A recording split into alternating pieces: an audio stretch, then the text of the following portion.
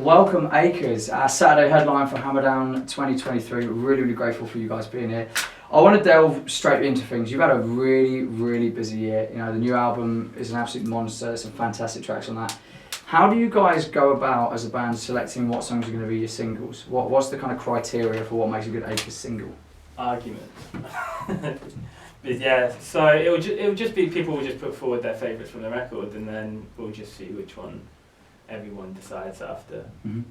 It's kind of a voting process. Yeah, and like sometimes it just seems like we've even in like demoing process we'll decide like, oh, this one should be a single, Mm-hmm. and then someone else will be like, oh, I don't think it should be. But yeah, just that. But overall, it's a majority decision. But based on what though? What is it about certain songs? Like why Burning Throne? Why Into Flames? Why were those songs your singles? Because they were so different Mm-hmm. from like anything we did before. Like I very much like putting forward the stuff that people aren't necessarily going to expect, Mm-hmm. just to like gauge how the rest of the record's going to do. Nice, You know what I mean? nice. So Lonely Wild was a wonderful record. That's one of my favourite albums of 2019, am I correct? Yeah. Yeah, right. It's one of my favourite albums of that year. It's brilliant. So how do you think Burning Throne stacks up against it, and do you feel like you've progressed as a band? What do you think the differences are this time around? Burning Throne's a lot heavier. It definitely is, yeah. Yeah, that was like very much intentional. Like Okay. we as a band just don't want to write the same record twice. You know what I mean? Like all my favourite bands change with every record, like Thrice, Under Oath, that kind of like. And I really like that, like not knowing what to expect Mhm. on the next release. Do you know what I mean? And I think we're going to carry on doing that. Nice, thanks, great. And talking of the heavier stuff, I mean, you open the record with the song with Garrett Russell, Yeah. and that, you know, that's probably, would you say it's the heaviest track you've done? I think yeah, so. yeah. Sure. So, did you start that album intentionally with that song? Is the fact that that's the heaviest song the reason it's the first song people hear? Yeah. Because it's just like a. Yeah, exactly. That's Right, exactly okay. what I wanted to do. Yeah, I think like Lonely World like dabbled with like, we had like some like breakdowns and stuff, and I just wanted to set the tone early. Do you know what I mean? Yeah. Okay, cool. And you guys had a tour unfortunately cancelled earlier on, not too long ago, right? Yeah. And that, you know, I think a lot of bands are having that right now. How difficult do you think it is for bands in this kind of post-COVID world to be able to commit to those kind of plans? I mean, prices have gone up of everything, right? Yeah, that wasn't necessarily the reason. Okay. We've postponed that tour about 3 times. Yeah. No way. Okay. So Ben had a kid. That happens. Kid number 9. I one Big they're family. expensive. Those are Right. There's a try. Yeah, so Ben had a kid, and then obviously we didn't want to, because we toured 2 weeks after his son was born, like a few years ago. Wow. So we thought it'd only be fair to like let him be a dad. Do you know what I mean? And then we booked it, and then we had the rescheduled dates ready to go, and then we got an offer from Dayseeker to. Oh mate, Yeah. they should go amazing. So we got offered to be the main support on the Dayseeker run, and then we said yeah, and everyone was cool with it. Like us doing our headline after, but then wires got crossed, and then turns out that the promoters were some of the same ones from our tour and the Dayseeker tour. So they were like, we don't want to put you on twice in 2 months.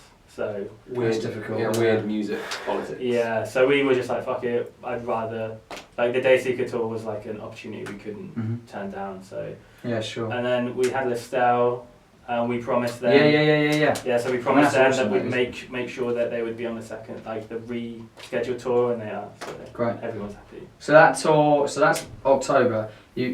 October, yeah? Yeah. Cool, just checking. Yeah. I had a face, I was like, so you got to advertise on the telly downstairs so people can see that, which is Sick. great.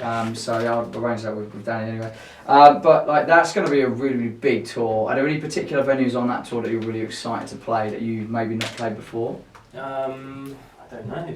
Crofters, Bristol. Yeah, well I played. Nice. Yeah. I played the Croft a million years Yeah, ago. yeah, I played like in another band, but Acres I never played there, and it's a good venue. Very Nice. small, big disco pool.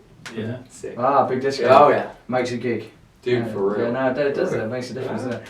All right, cool. So look, you guys have had a longer career than a lot of people might think because Lonely World really blew you up, right? And I actually didn't know until I talked to you guys when I backtracked. There's actually plenty of stuff before Yeah. I've been doing, and I didn't really know about a lot of the previous stuff.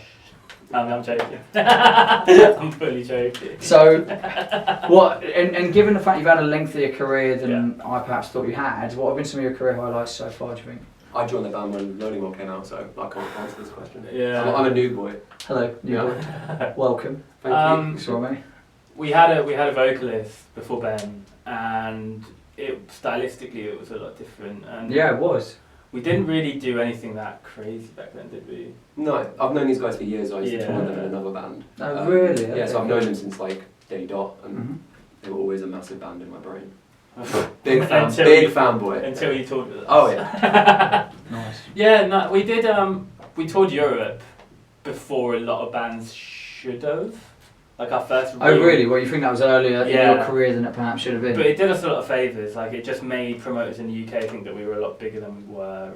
That helps. Does Yeah, help. for sure. So that was cool. It was the worst tour I've ever done in my life, but it was. Really? Yeah, dude. We played to like collectively maybe 30 people in like a week. Do you know what I mean? Like some shows. Surely Some not. shows we played to no one. Man, that's terrible. Yeah, man. man. That's sad when you go all the way out to Europe for that. We knew what we were getting ourselves into. Really? Okay. Yeah, it was just like. But if it worked as a PR exercise, then Yeah, for sure. There was like we just hopped into like an LDV convoy.